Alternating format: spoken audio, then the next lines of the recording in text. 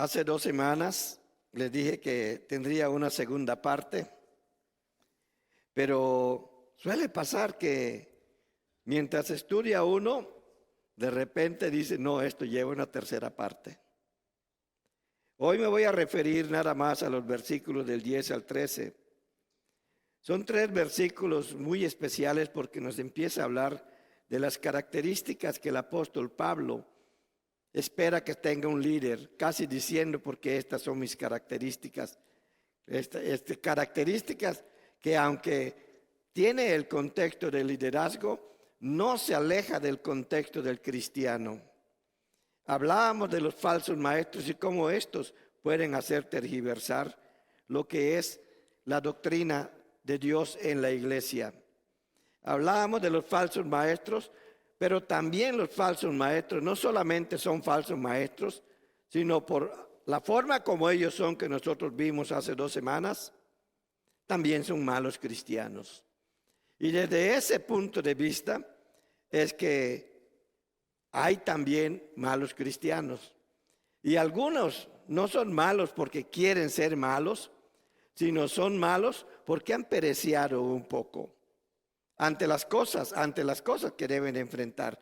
Nosotros decíamos que aquellos falsos maestros, las últimas partes, eran espiritualmente impotentes, también eran teológicamente ignorantes, que son personalmente insubordinados.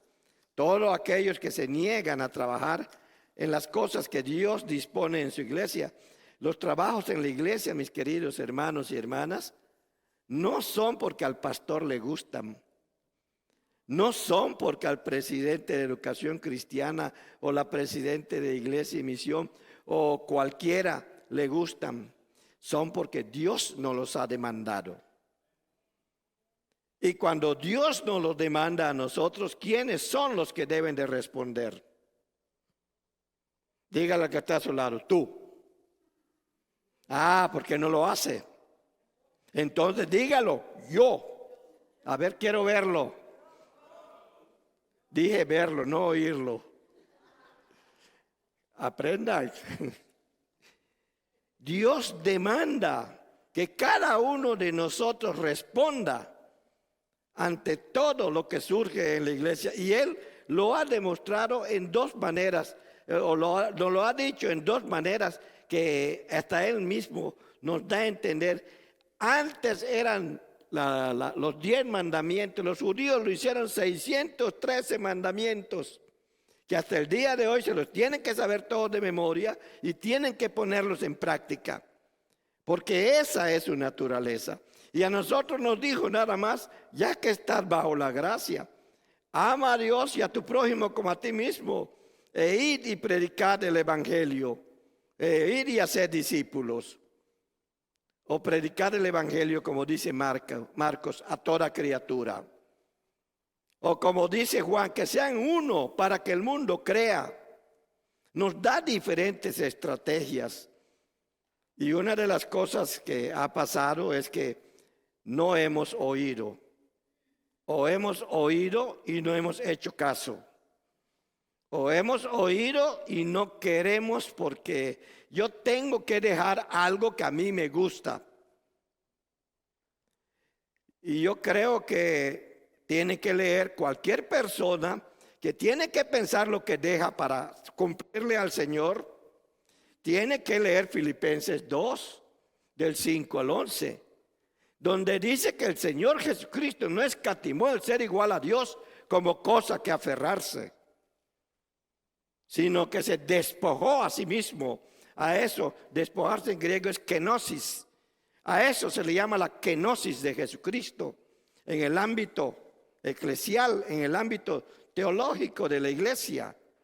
Se despojó. Él sí se puede despojar y nosotros no. Bueno, pero ¿qué es lo que tenemos que cuidar y de qué nos tenemos que apartar? ¿Y qué es lo que tenemos que tomar? Y lo digo una vez más como otras veces, el cristianismo en términos generales no es obligatorio, pero sí es sacrificial. Y una vez que tú dices que eres hijo de Dios, Tú tienes que sacrificar aquello que a Dios no le agrada.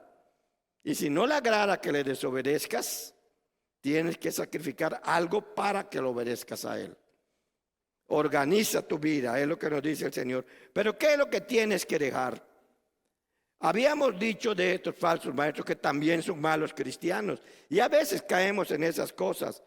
Desde aquí nosotros podemos decir que las causas y los que causan problemas en la iglesia, los que causaban problemas en la iglesia de Éfeso, no son muy diferentes de los que el día de hoy causan problemas en la iglesia, porque tienen las mismas características, como un resumen de todo lo anterior que hemos visto para empezar lo de hoy. Estos falsos maestros, estos malos cristianos, son amantes de sí mismos y del dinero. Son vanagloriosos y soberbios. Todo está en el versículo 2. Esos versículos ya los leímos anteriormente. Si no se acuerda, vuélvalos a leer desde el versículo 1 hasta el versículo 17, el capítulo 3 de 2 de Timoteo. Son desobedientes a Dios y como consecuencia también a los padres. Si son desobedientes a los padres, olvídate que van a obedecer en la iglesia. Son desobedientes a Dios. Son ingratos e impíos, sin afecto natural. Todo eso lo explicamos la vez pasada. No capaces de decir la verdad. O sea, se quedan callados, apoyando muchas veces la mentira o mienten. Eso es lo que quiere decir que no capaces de decir la verdad. También hablamos de eso la vez pasada. Sienten odio por ciertas personas y sienten odio también por cosas buenas. Son traidores a sus amigos. Les dan la espalda cuando más lo necesitan. Les dan la espalda cuando quieren acompañamiento, porque están ocupados. Son impetuosos. No tienen control de su temperamento. Son más amantes a los placeres que a Dios. Todo esto está entre los versículos 1 y 7. Son religiosos sin conocer a Dios. ¿Cuántos religiosos no nos encontramos en las iglesias y vemos que siguen tal vez a un Dios al que ellos mismos le han dado forma, cuando el mismo Señor nos dice: no te harás imagen ni ninguna semejanza de lo que hay arriba en el cielo, ni abajo en la tierra, ni debajo de la tierra? Y eso es lo que hacen los religiosos. Hacen un Dios y le dan una forma. Tiene que tener la forma que a mí me gusta. Y lo hacen. Este es el Dios. Y en cualquier momento le quieren torcer el brazo a Dios. Ahora tú bendíceme, prospérame, dame esto. Le quieren torcer el brazo a Dios. Esos son religiosos que no conocen a Dios. Así eran los falsos maestros, así son los malos cristianos. Son estudiosos sin entender la verdad de Dios. Leen mucho, pero no entienden nada. Y no entienden nada, y lo dice el apóstol Pablo allá en 2 de Corintios. Dice que el príncipe de este mundo les ha enceguecido para que viendo no vean y oyendo no entiendan. Y en otra parte de Corintios también dice que si cantamos debemos de cantar con entendimiento, y si oramos debemos de orar con entendimiento. Es decir, debemos de estar bien seguros de lo que estamos diciendo, porque se lo decimos a Dios. Porque hace mucho tiempo un predicador llamado Salomón escribió en un libro llamado Eclesiastés: cuando a Dios haces promesa, no te tardes en cumplirla. Mejor es que no prometas, sino que prometas y no cumplas. Porque Dios no se complace en los que, y esto ya son mis palabras, en los que no cumplen. ¿Por qué vas a hacer que el ángel te castigue? O sea, vaya en contra tuya. Ahí está, en Eclesiastés, son como 5 versículos nada más. Entonces, una vez conociendo esto, una vez sabiendo estas cosas, ¿qué es entonces lo que tenemos que hacer? Y eso es lo que le dice Pablo a Timoteo y nos lo dice a cada uno de nosotros aquí a partir del versículo 10. Cuando le dice, pero tú has seguido mi doctrina. Otras versiones dicen, has seguido mi enseñanza. La palabra doctrina, eso significa enseñanza. La teología se identifica como la doctrina de la iglesia. Y doctrina, otra vez, es enseñanza. Has seguido mi doctrina, conducta, propósito, fe, longanimidad, amor, paciencia. No les voy a decir que me definan cada una de ellas porque eso lo voy a hacer yo. Entonces nosotros vemos, por ejemplo, aquí en los versículos del 10 al 13, después voy a leer los demás, cómo Pablo compara la conducta de Timoteo con la de los falsos maestros, con la de los falsos cristianos. Y todo lo que nosotros vemos aquí adelante está diciendo cuáles son las características que debe de tener Timoteo y que debe de tener un cristiano que realmente siga a Jesucristo. Por eso es que empieza a decir, tú has seguido mi doctrina.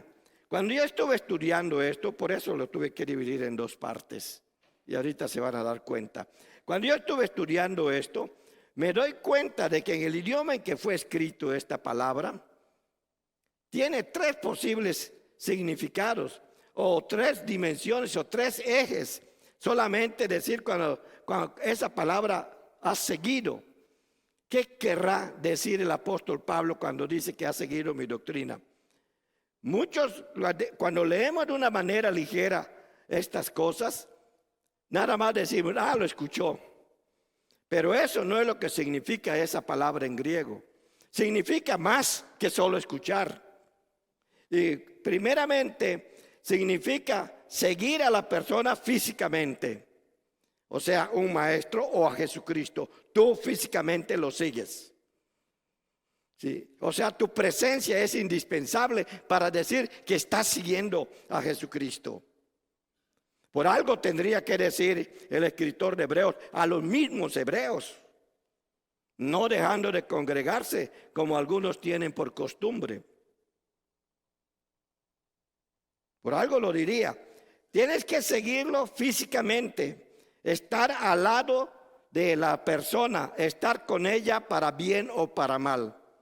Si sigues a Jesucristo, desde esta perspectiva del apóstol Pablo, Pablo le decía, voy a ordenarlo, Pablo le decía esto a Timoteo, porque le dice, tú me has seguido a mí. Pablo en otras cartas, él le dice a la iglesia, sed imitadores de mí, así como yo solo soy de Jesucristo. Lo decía. Y ahora está diciendo, tú me sigues a mí. Y está diciendo implícitamente acá, físicamente, porque estás aprendiendo de mí. Y a través de mí a Jesucristo. Nosotros a veces, y no está mal decirlo, yo sigo a Jesucristo, perfecto. Pero tiene que verse físicamente eso. Si vamos a seguir la enseñanza así como está aquí en las Escrituras. Porque ahora estamos viendo cuál es el camino de la perfección del cristiano, para que seas un buen cristiano. El camino de la perfección empieza con seguir a Jesucristo. Bueno, que todavía te sientes así como un poco intimidado, ok. Sigue a tu maestro, a aquella persona que te está discipulando, a aquella persona que te trajo a la iglesia, a aquella persona que te busca y ora para orar por ti.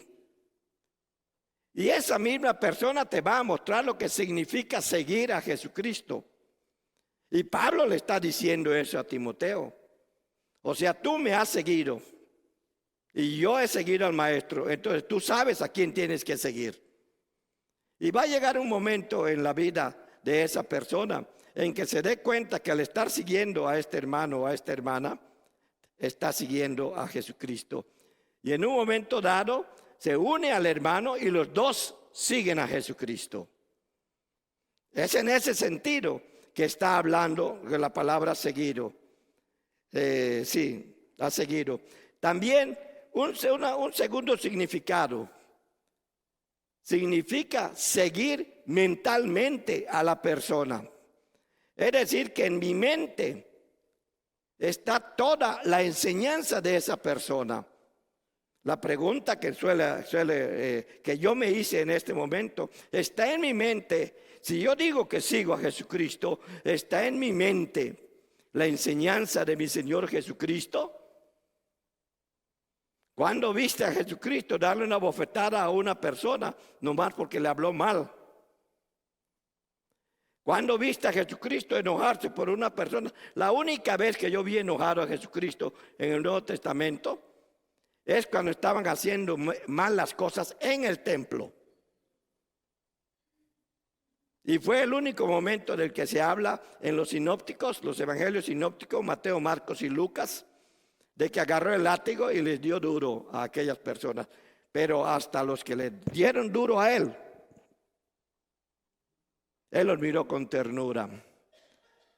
Aquel que lo negó, lo miró con ternura. Vea lo que dice Lucas, que hasta Pedro no lo resistió y lloró. O sea, que cuando seguimos mentalmente a Jesucristo, cuando le decía Pablo a Timoteo, me has seguido mentalmente, porque estás asistiendo diligentemente a lo que te he enseñado. Has comprendido totalmente el significado y el sentido de lo que se enseña. Seguir mentalmente quiere decir poner todo nuestro esfuerzo en entender a aquella persona que nos está enseñando. Y si yo estoy estudiando la palabra de Dios, debo de poner todo mi empeño, todo mi esfuerzo, toda mi mente, todo mi razonamiento para entender lo que el Dios quiere decirme a través de su palabra. Y como Él me dice, y se ha leído muchas veces allí en Hebreos 1:2, que en estos tiempos nos ha hablado por medio de Jesucristo, el mismo Dios nuestro no deja de hablarnos cada día. Si cada día tomamos y leemos un poco su palabra y lo vamos a escuchar. Ha seguido diligentemente. O sea, hay una conexión mental. ¿O no han leído en 1 Corintios capítulo 2? Y si no me equivoco es el último versículo, el 16, donde dice, nosotros tenemos la mente de Cristo. Y no, búsquenlo, por favor, si me equivoqué de versículo, perdón. Pero está en el capítulo 2 de 1 Corintios. Tenemos la mente de Cristo. Eso nos está diciendo el apóstol allá a los de Corinto y nos lo dice a nosotros, como se lo decía a Timoteo, que seguirlo a él es tener la mente diligentemente dispuesta para sus enseñanzas. Y muchas veces lo he dicho, el hecho de que tengas un doctorado o tengas una maestría, una licenciatura o lo que sea, no te hace que ya lo sabes todo. Siempre vas a encontrar algo nuevo que el Señor tiene, porque su palabra es infinita. Y si nosotros nos conectamos mentalmente con Jesucristo, tenemos que venir a las Escrituras, porque es la única que nos revelan, escudriñar las Escrituras y aprender de ellas. ¿Por qué? Porque ellas son las que dan testimonio de mí. Eso dice el mismo Señor Jesucristo. O sea, podemos tener una conexión mental, y Pablo se lo decía a Timoteo. Entonces, para que seas un cristiano que va camino a la perfección, tienes que seguir a Jesucristo.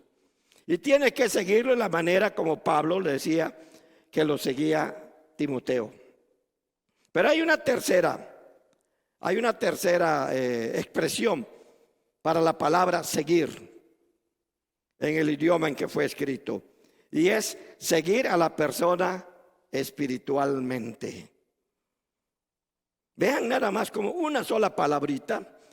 Cuando hacemos un exégesis o un desglose detallado en el idioma en que fue escrito y el contexto en el que está y la razón por la que Pablo lo decía y el camino que quería mostrar con eso, nos damos cuenta de que tiene mucho más significado que solamente leerlo así rapidito como muchas veces lo hacemos. Por eso hay que poner todo nuestro empeño y toda nuestra diligencia en estudiar las Escrituras, porque Dios va más allá de lo que nosotros vemos. Y Él nos lo va revelando, porque para eso nos dio su Espíritu Santo. Y solamente puedo ir en el camino de la perfección si lo sigo a Él. Pero si y lo sigo también, primero físicamente, segundo mentalmente, tercero espiritualmente. No solo para comprender lo que dice, sino también para llevar a cabo sus ideas. ¿Cuál es la idea de Dios para ti, para tu vida? ¿Cuál es la idea de Jesucristo para esta iglesia? Ahorita voy a hablar un poco más de eso. Pero son preguntas que todo el tiempo me debo de estar haciendo yo. ¿Cuál es la idea que Dios tiene para tu vida? ¿Cuál es la idea que Dios tiene para tu vida? ¿La conoces o estás suponiendo? Dios no te pide que supongas, te dice que lo conozcas y lo sigas desde ese punto de vista, físicamente, mentalmente y espiritualmente. Y esta es la palabra en el idioma en que fue escrito, de lo que quiere decir. Entonces, esta palabra muy bien puede servir para hablar del discípulo, porque el discípulo es un seguidor de. Discípulo de Jesucristo, seguidor de Jesucristo. Pero seguidor en este sentido. No seguidor y el día que yo me moleste doy media vuelta y me voy. No seguidor el día en que me miró mal fulanito de tal, no, me voy. Un día se le olvidaron los dientes al pastor y ese le sonrió. Y mira cuando ni dientes me mostró, qué feo se veía. Se rió mal y se rió de mala gana conmigo, me voy. Yo sé que exagero un poco porque yo no tengo dientes así, ¿verdad? Pero aclaro, aclaro, hermanos que están detrás de la pantalla. Sí. No, debemos de verdad seguirle porque esta palabra de seguidor, cuando Pablo se lo decía a Timoteo, le está diciendo, tú fuiste discípulo mío. Y lo que el Espíritu Santo nos está diciendo cuando leemos esta parte, ustedes, nosotros, somos discípulos de Jesucristo. ¿Sí o no? ¿Dónde están? Somos discípulos de Jesucristo, entonces debemos de seguirlo en esas tres dimensiones. No solamente cuando quiero, por algo hicimos un compromiso. Y el compromiso lo hicieron desde el siglo I de nuestra era. Los apóstoles, después de estar el sábado, el día de descanso, no es este sábado así, en el templo, al día siguiente, el primer día de la semana, se reunían en las casas. Ellos empezaron con esto y ellos lo enseñaron desde el siglo I. Ya en el siglo V de nuestra era se decidió, como ya estaba funcionando el calendario solar, que es el que nos rige ahora, en aquellos tiempos todavía funcionaba el calendario lunar. Entonces decidieron que el domingo sería el día adecuado y sería el primer día de la semana. Y claro, como eran los emperadores, eran los que gobernaban, triunfaron en esa idea. Pues nosotros aceptamos que nos reuniríamos el primer día de la semana. Por lo tanto, debemos de organizarnos los otros 6 días en aquel espíritu que cuando los fariseos más bien decían, 6 días tienen para hacer todas sus cosas, pero el 7º día hay que descansar. Tienen razón.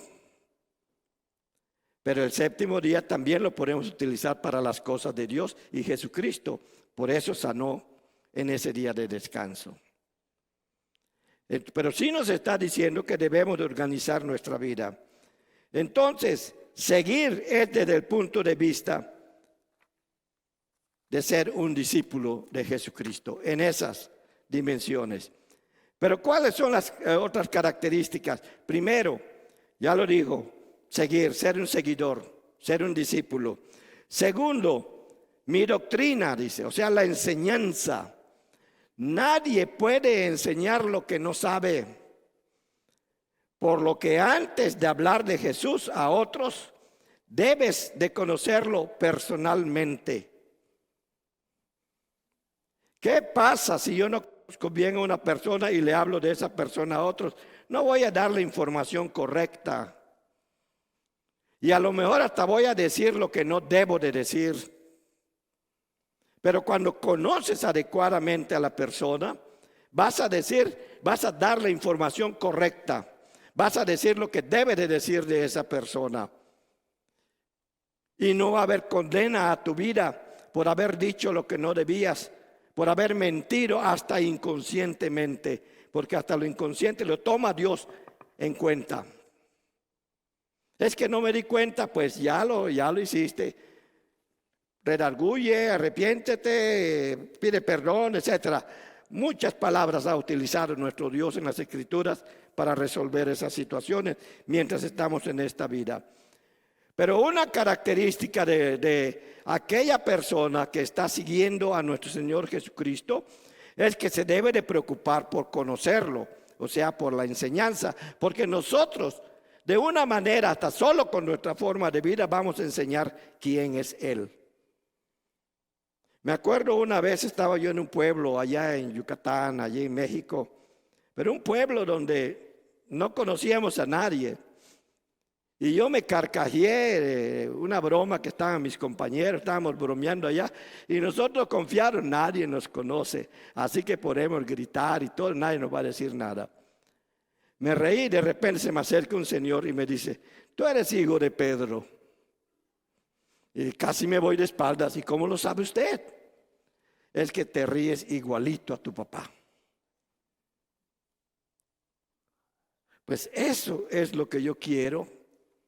Eso es lo que yo entiendo. Eso es lo que yo quiero que los demás vean de mí. Que me digan, eres igualito a Jesucristo. Y Él dice que podemos hacerlo. Dice que Él preparó en la iglesia, dio ministerio, dio dones a los hombres, apóstoles, profetas, evangelistas, pastores y maestros, a fin de preparar al pueblo de Dios. ¿Y qué dice más adelantito, unos 3 o 4 líneas después? Para crecer hasta la estatura y plenitud de Jesucristo.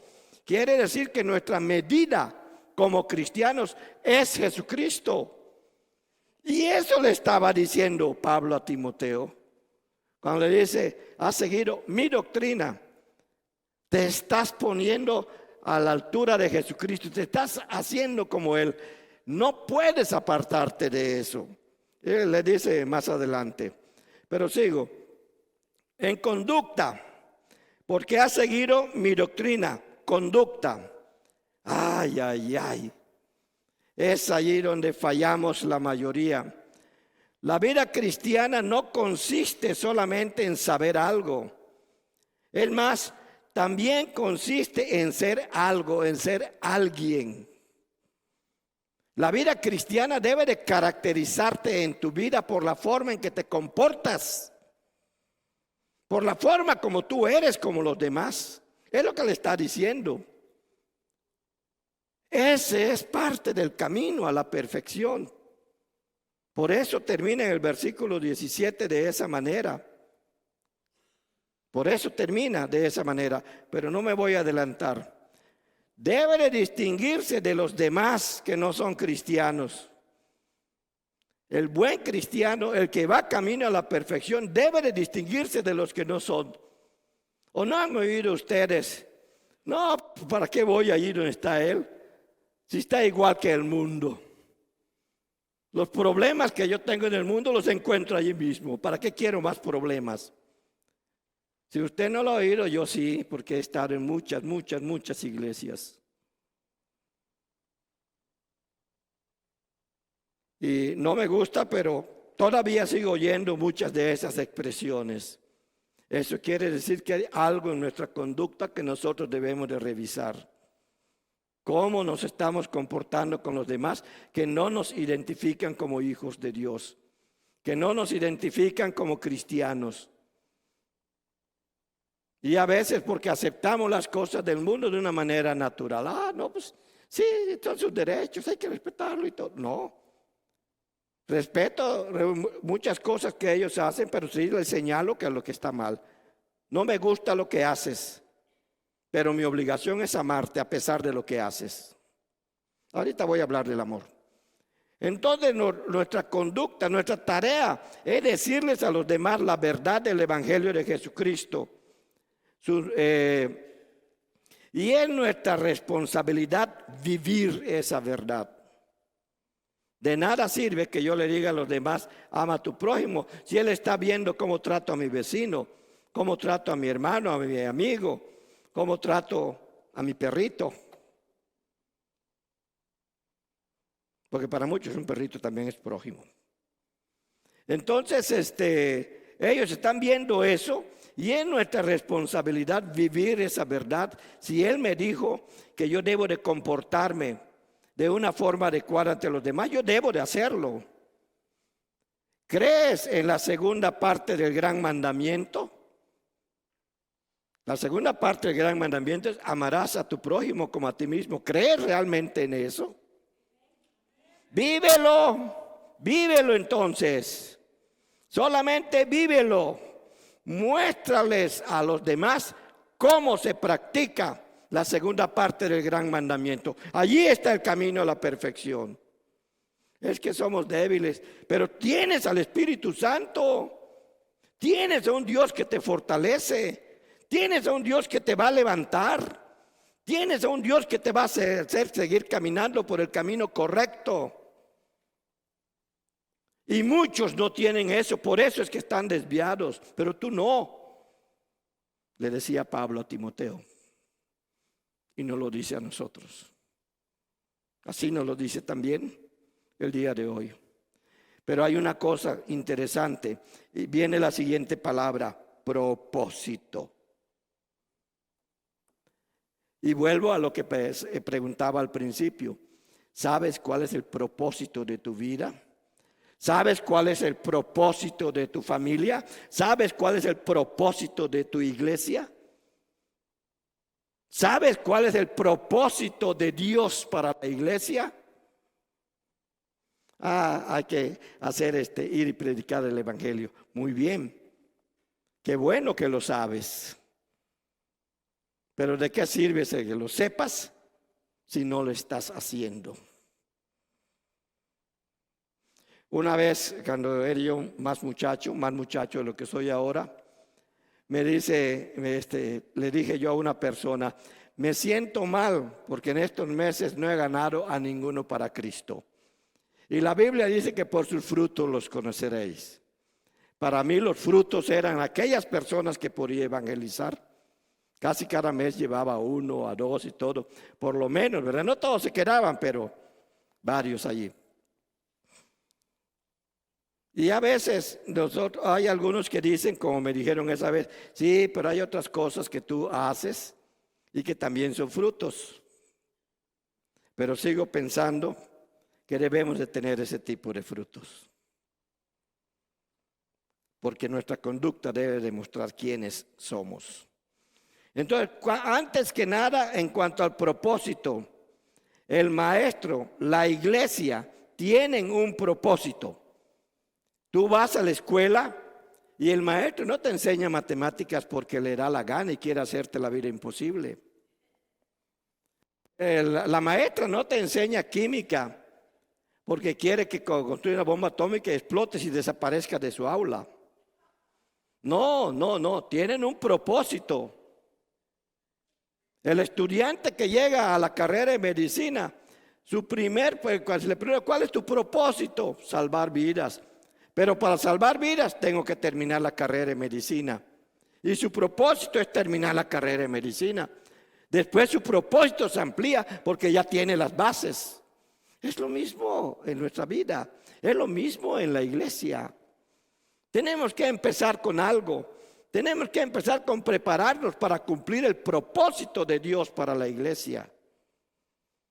Y muchas veces nos negamos a eso porque tenemos cosas más importantes que hacer que seguir los mandamientos de Dios. Dice, entonces tengo que dejar todo. No es lo que estoy diciendo. Yo lo que estoy diciendo es que aprendas a organizar tu vida de tal manera que cumplas con esta responsabilidad, porque esa misma vida que tienes, Dios te la ha dado. Y tienes que cumplir delante de Dios eso. Pero no uses esa vida para negarte a hacer lo que Dios quiere que hagas en su iglesia. Porque si lo usas, estás fallando en lo que es la obediencia a Dios. Porque no solamente te dio la vida para que tú la vivas, te dio la vida con un propósito. Te dio la vida con un propósito y ese propósito tiene que cumplirse. Entonces debemos de preguntarnos, los líderes de la iglesia, debemos de preguntarnos cada uno de nosotros, ¿cuál es nuestro propósito? ¿Tenemos algún propósito? Si es que no lo tenemos, empecemos a buscar uno. Y empecemos con esa parte. Y después va a ser mucho más fácil seguir los propósitos de Dios, porque entonces sabemos cómo hacerle frente a los propósitos. Como maestros debemos de preguntarnos y responder, ¿qué estoy tratando de hacer con esta gente a la que enseño? Como maestros, como cristiano debo de preguntarme a mí, ¿qué estoy tratando yo de que los demás que me rodean aprendan con lo que yo estoy enseñando, con mi manera de ser, con mi vida? ¿Será que si me ven a mí van a seguir a Jesucristo? Porque Pablo le decía a Timoteo, tú me ves a mí y mira, acabaste siguiendo a Jesucristo. Tú me seguiste a mí y acabaste siguiendo a Jesucristo. ¿Podrá esta persona que está aquí verme a mí y seguir a Jesucristo? Si no, hay algo que no está bien en tu vida. Y cuidado y cae uno en lo que son los malos cristianos. O peor aún, los falsos maestros. Entonces debemos de preguntar en todo momento, ¿cuál es nuestro propósito? ¿Cómo puedo lograr cumplir con este propósito? Existe un propósito unificador que nos una como iglesia en esta actividad. En otras palabras, ¿por qué hacemos las actividades? ¿Nos está uniendo? Y eso es lo que está preguntando. Ese es el origen, esa es la dimensión de un propósito.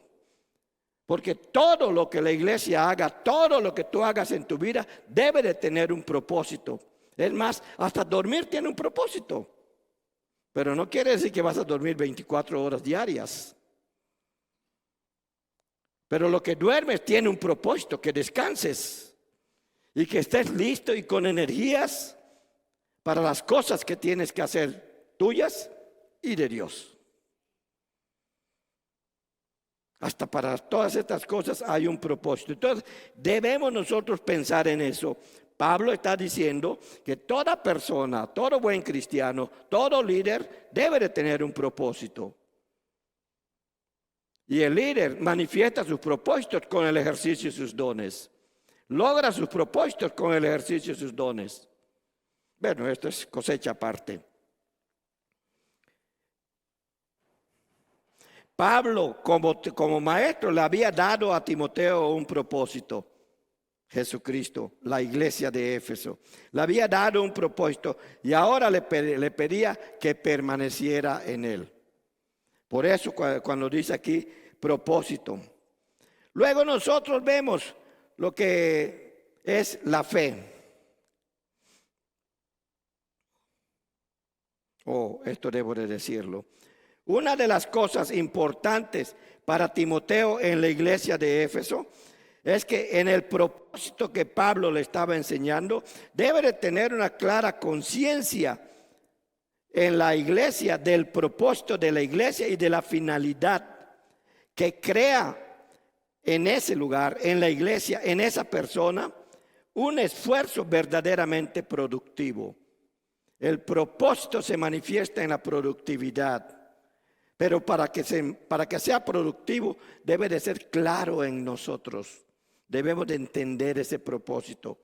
Y Pablo le decía a Timoteo, necesitas entender bien cuál es tu propósito para que logres sacar adelante la iglesia de Éfeso. Y cada uno de nosotros necesitamos entender claro cuál es nuestro propósito y el propósito de Dios para nuestra iglesia, para que podamos producir de una manera consciente lo que Dios quiere y espera que nosotros produzcamos. Inmediatamente habla de fe. ¿Qué es la fe? Bueno, ya todos sabemos lo que dice Hebreos 11:1, ¿verdad? Pero por eso no lo voy a repetir. Pero nosotros estamos viendo aquí una fe activa, una fe que significa una completa y ciega confianza en Dios. Una fe que nos muestra una completa y ciega confianza en sus mandamientos, una ciega confianza en sus promesas. Todas esas cosas son ciertas para la fe. Entonces debemos nosotros de preguntarnos, ¿confío realmente y ciegamente en Dios? Ese es el primer principio para vencer la depresión, para vencer la preocupación, para vencer la desesperación, para vencer el enojo. Es el primer principio. Porque si no lo logras vencer, si no logras controlar tu temperamento, es porque hay algo que te está faltando en cuanto a la fe. Porque el Señor dice que me va a traer paz. Él dijo, mi paz os dejo, mi paz os doy. Él mismo nos dice a través de Pablo, en cuanto dependa de vosotros, estar en paz con todos los demás, con todos los hombres. Sabemos todo eso. Y hay más todavía, pero solo voy a mencionar esos dos porque si no me lleva toda la tarde.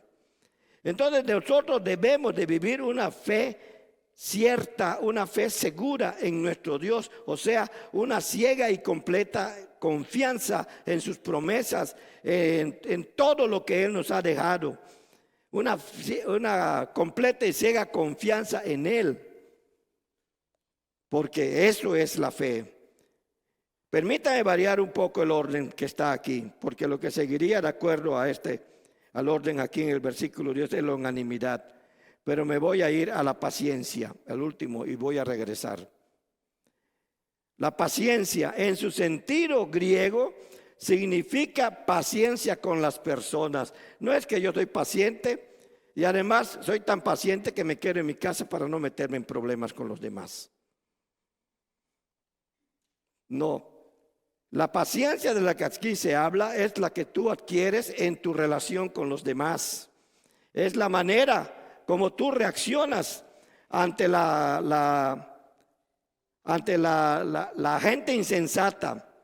O sea, la paciencia viene a ser la habilidad de no perder la calma cuando la gente es insensata. Es decir, no usa los sentidos y dice cosas que no tienen sentido. Y también para soportarla con humildad. A veces las personas es difícil que entiendan. Pues uno debe de ser lo suficiente humilde para soportarla. Y no querer agarrar allá un cuchillo y deshacerse de ella, haciéndole pedacitos. Es no perder la calma. Es no irritarse cuando la gente que está a nuestro alrededor no está dispuesta a aprender. Cuando actúan con perversidad en contra tuya. No irritarse ante la ceguera, la ingratitud y aún así, si tienes paciencia, seguir siendo amables y seguir trabajando porque Dios nos ha encomendado mucho que hacer en la iglesia. Y es lo que Pablo le decía a Timoteo y nos dice también el día de nosotros. E inmediatamente el amor, le dije vamos para atrás un poquito. En general el amor, vamos a decir Dios es amor y todo se oye bonito. Es el ágape, no es el fileos, no es el otro, no es el liturgeo, no es esto. Bueno, empiezan a decir cosas. Se oye muy bonito, sí, la teología del amor es preciosa. Pero en la práctica, ¿qué es? Esa es la que interesa y esa es la que le interesaba a Pablo de Timoteo. Cuando habla del amor en general, el amor se entiende como la actitud de Dios hacia todos los seres humanos. ¿Qué actitud toma Dios ante los seres humanos cuando le dijo, de tal manera amó Dios al mundo? ¿Qué actitud tomó? ¿No se sabe en Juan 3:16? Ajá. Ajá. ¿Qué actitud tomó entonces? Dar a su hijo. Es sacrificial. El amor de Dios es sacrificial. Hay que dar. El amor de Dios en uno da, no pide. Por eso el apóstol Pedro tiene que decir allá en primera de Pedro 4:8, tened ferviente amor entre vosotros, es decir, un amor febril que te haga vibrar, porque el amor cubrirá multitud de faltas. Si no puedes cubrir la falta de tu hermano, no lo amas aunque digas que sí.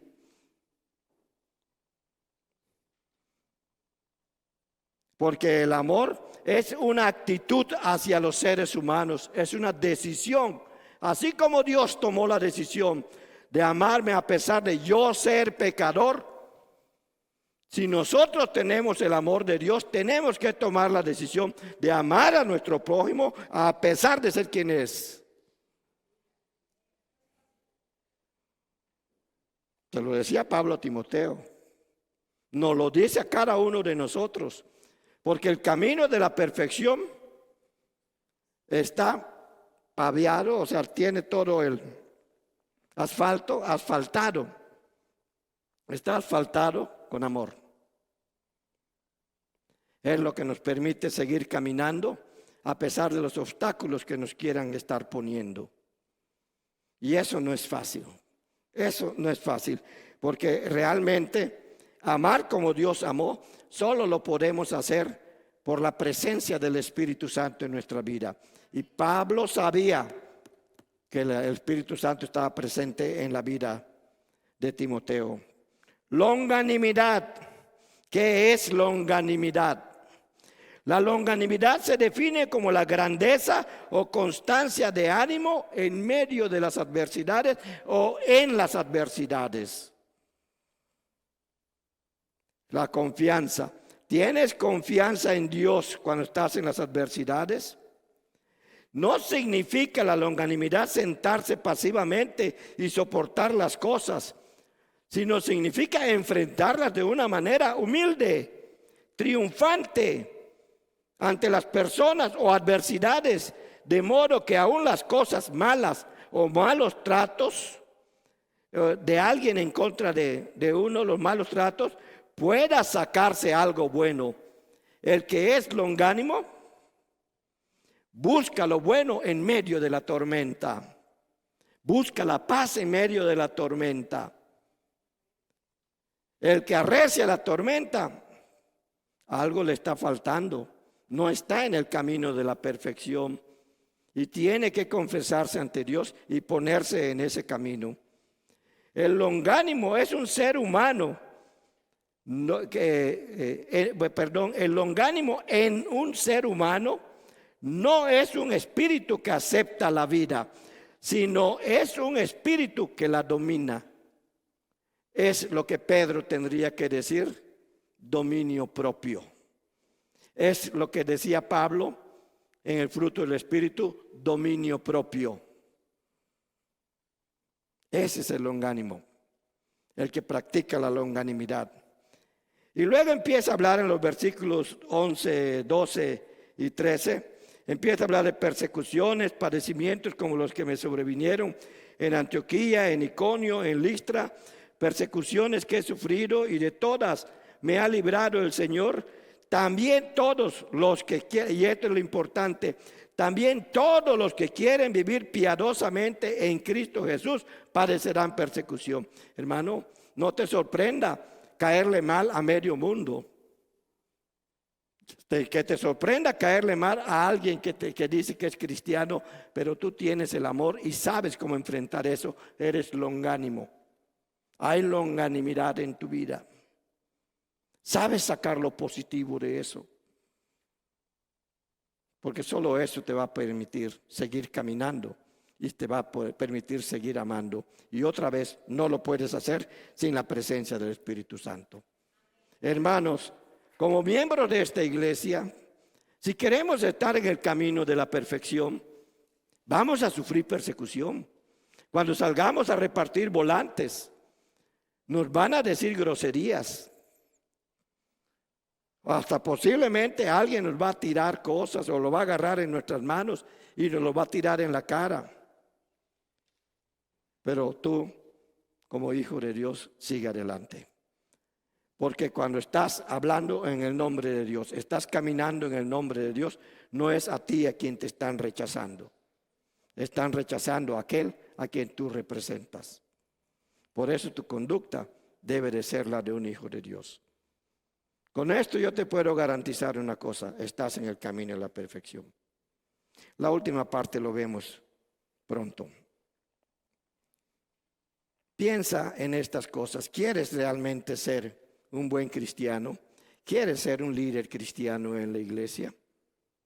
Sigue estas cosas nada más. ¿Quieres que yo te lo dé por escrito? Te lo doy por escrito, no hay problema. Pero yo te pido, lee bien lo que dice Pablo a Timoteo en la segunda epístola, en el capítulo 3. Allí él te va a enseñar qué es lo que significa ir en el camino de la perfección.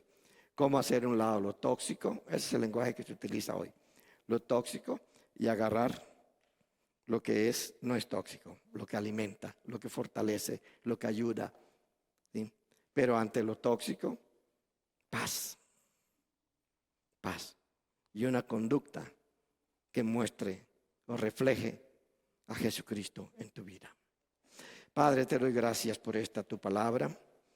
Bendice a aquellos que están detrás de la pantalla y que hoy la han escuchado, Señor. Bendice aquí a cada uno de mis hermanos y muestra tu voluntad en nuestras vidas, Señor. Y muéstranos en medio de ello cuál es el propósito para cada uno de ellos. Porque sabemos que tú ya le has dado un propósito a esta tu iglesia y queremos cumplirlo, Señor. Por eso llévanos con bien y bendícenos. Gracias por esta tu palabra en el nombre de Jesucristo. Amén.